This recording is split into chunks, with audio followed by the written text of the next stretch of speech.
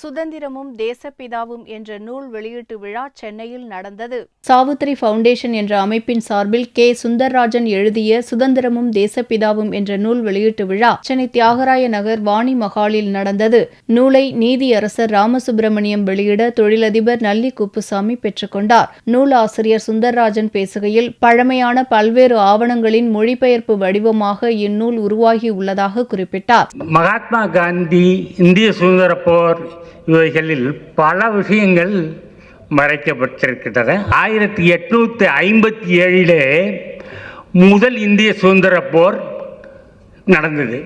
நம் மக்களிடையே அத்தனை மக்களும் சிப்பாய்களும் எழுச்சி பெற்று ஒரு அணியாக திரண்டு அந்த கிழக்கிந்திய கம்பெனி ஆட்சியை எதிர்க்க தொடங்கினார்கள்.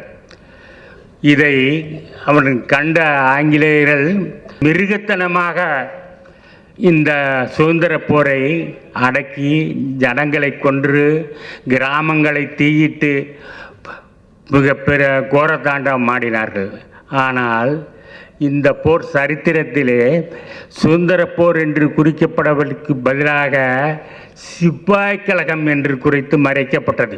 சிறப்பு விருந்தினராக தினமலர் வெளியீட்டாளர் டாக்டர் இரா லட்சுமிபதி கலந்து கொண்டு உரையாற்றினார். அப்போது மகாத்மா காந்தி கொல்லப்பட்டது தொடர்பாக மறைக்கப்பட்ட பல்வேறு உண்மைகளை இந்த நூல் தெளிவுபடுத்துவதாக இரா லட்சுமிபதி குறிப்பிட்டார். தேசப்பற்றும் தேசப்பிதாவிடம் பக்தியும் கொண்டவர் இவர். சுதந்திரமும் தேசப்பிதாவும் என்ற இந்த நூலை எழுதியிருக்கிறார்.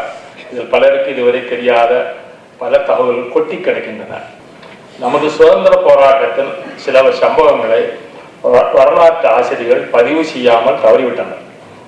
அந்த சம்பவங்கள் நமது கலாச்சாரம், பண்பாடு போன்றவற்றிற்கு ஒத்து வராது என்றவர் கருதியிருக்கலாம். நமக்கு தலைக்குனிவை ஏற்படுத்தும் என்ற கண்டும் காணாமலும் விட்டிருக்கலாம்.